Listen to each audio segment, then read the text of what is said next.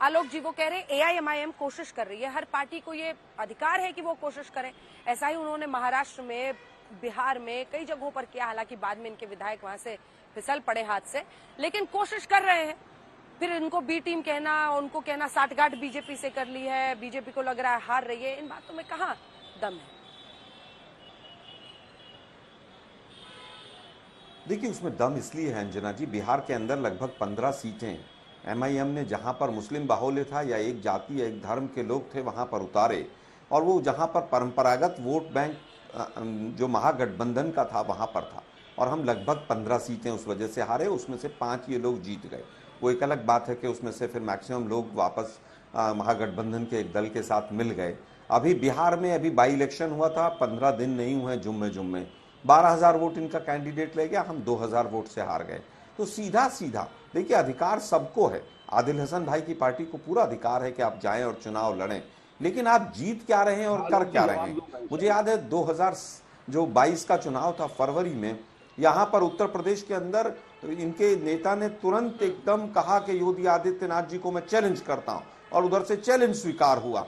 मुझे लगता है कि मिलीजुली कुश्ती है। अब ये 12 सीटों पर चुनाव लड़ रहे हैं। यहाँ पर 13 में नॉमिनेशन था, एक हमारे में पहले ही कांग्रेस पार्टी में ज्वाइन हो गया जो इनका एक कैंडिडेट था, और 12 में से भी 5 पे हमने ऑब्जेक्शन लगाया था। इलेक्शन कमीशन से बाद में देखेंगे, इनके 2 प्रपोजर थे, हमारे पास वीडियो भी हमने दी, लेकिन अब इलेक्शन कमीशन कह रहा है कि नहीं साहब, ये तो 10 प्रपोजर थे, वो रातों रात पूरे हुए हैं, बीजेपी ने करवाए हैं। क्या हुआ वो इलेक्शन के बाद देखेंगे हम लोग क्या कर सकते हैं लीगल वे में उसमें। लेकिन हमारा ऑब्जेक्शन आज भी स्टैंड कर रहा है।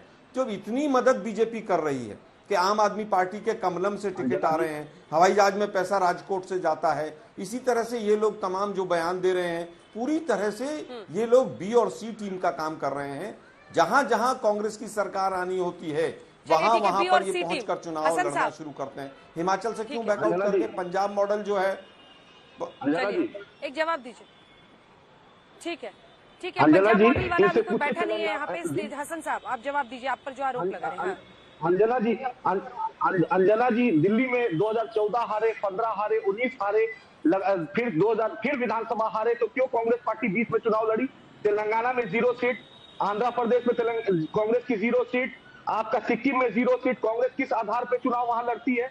आप जाके बिहार में जो 18 सीट की बात कर रहे हैं, 5 सीट पे एमआईएम जीती, 12 सीट पे महागठबंधन जीता है। इनको जानकारी नहीं है, और जब इनका एमएलए टूट जाता है तो इनको बहुत पेट में दर्द होता है। इनके ज्योतिरादित्य सिंधिया मध्य प्रदेश में सरकार बना लिए तो इनको बहुत दिक्कत हुआ। कर्नाटका में इनका एमएलए टूट जाता है तो बहुत दिक्कत होता है। इनकी बेटी है, बढ़ सकती है, 403 सीट पे जब उत्तर प्रदेश में चुनाव लड़े 0 सीट आई, तब क्या हुआ इनका प्रियंका गांधी का वादा? आप ये जो इल्जाम लगाते हैं, जब यूपीए 1 और यूपीए 2 में हम थे तब हम क्या थे?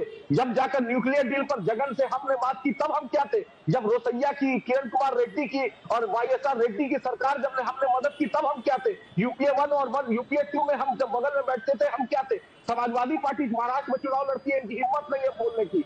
राष्ट्रीय जनता दल बंगाल में, झारखंड में और उत्तर प्रदेश में चुनाव लड़ती है, इनकी हिम्मत नहीं है बोलने की। बसपा पूरे हिंदुस्तान में चुनाव लड़ती है, इनकी हिम्मत नहीं है। एमआईएम एक अकलियतों की बात करती है तो इनको पेट में दर्द होता है। हम सीमांचल की लड़ाई लड़ते हैं तो इनको दिक्कत क्या है? 17 साल से गोपालगंज की सीट भाजपा के हाथों में थी, इनको जानकारी नहीं है। आसिम गफूर कांग्रेस के कैंडिडेट तीसरे पोजीशन पर थे और वो चुनाव जीत नहीं पाए। साधु यादव, लालू जी के अपने साला, तेजस्वी यादव के अपने मामा चुनाव लड़ रहे थे और हराने का काम किया। इनकी हिम्मत नहीं है बोलने की। और ठीक है हसन साहब, रुकिए, लगता है बहुत भरा हुआ था, एक फ्लो में आपका निकलते चला जा रहा है। लेकिन मुझे ये बताइए आलोक जी, वो तो सीधा कह रहे हैं कि अगर परफॉर्मेंस की वजह से चुनाव लड़ा हारा जाए तो आपको यूपी में लड़ने छोड़ देना चाहिए। जो आपकी लगातार परफॉर्मेंस उत्तर प्रदेश में चल रही है, आपको वहां पर लड़ने छोड़ देना चाहिए। बंगाल में 0 सीट है। देखिए, मुझे लगता है बिल्कुल इसमें कहीं कोई दो राय नहीं है कि उत्तर प्रदेश में हमारी परफॉर्मेंस खराब रही और वो चिंता का विषय है। लेकिन अब चुनाव जो है वो इस तरह के हो गए हैं, either you are with BJP और यू आर अगेंस्ट बीजेपी। तो उत्तर प्रदेश में जो परसेप्शन बना वो कहीं ना कहीं इस तरह का बना कि समाजवादी पार्टी हरा रही है उसको, बीजेपी को, इसलिए वहां पर वोट शिफ्ट हुआ, ट्रांसफर हुआ। हम तो चलिए जहां भी गए और हमारा तो वोट परसेंटेज कम था। बसपा का क्या हाल हुआ? बसपा 1 सीट पर आ गई उत्तर प्रदेश में, 1 विधायक उनका है अब इस समय पर उत्तर प्रदेश में। तो मुझे लगता है कि हर चुनाव का अपना एक पैरामीटर होता है, लेकिन बसपा के साथ भी बीजेपी ने सरकार बनाकर बसपा को मजबूत किया एक समय पर, सपा को भी एक बार साथ मिलकर सरकार बनाकर जहां जहां रीजनल पार्टीज मजबूत हो सकती हैं बीजेपी ने वो काम किया है। लेकिन आज दुर्भाग्य है कि शिवसेना और अकाली जैसे यही जो तो पुराने इनके साथी थे नहीं वो सब आलोक जी, छोड़कर चले गए। जो हसन जहां तक साहब कह रहे हैं MIM आप की बात उसी है, पॉइंट 2009 को में मजबूत कर हमने रहे इनसे हैं। समर्थन नहीं अरे मांगा सुनिए था, सर, लेकिन एक बहुत अच्छी जो बात है। हसन साहब कह रहे हैं आप उसी मैं पॉइंट वापस को आ- मजबूत मैं कर रहे वापस हैं। आ रहा हूं। एक अंतिम पहले बात मैं सुनिए कह मेरी रहा हूं। बात आलोक जी, अभी आपने कहा कि यूपी में ये परसेप्शन बना कि या मैं तो आप वापस- बीजेपी के साथ हैं या बताइए। बीजेपी के खिलाफ है, समाजवादी पार्टी उन्हें हरा रही है, तो ऐसे में वोट बांटने का ही काम और कर रही थी आंध्र ना प्रदेश फिर का तो पूछिए। तमाम अन्य पार्टियां, क्योंकि अगर लड़ाई बीजेपी और बीजेपी को देखिए, हराने वाले के बीच में है तो मैं आप भी फिर वोट कहूंगा- काट रहे थे, फिर तो आप भी वोट ही काट रहे थे समाजवादी पार्टी के।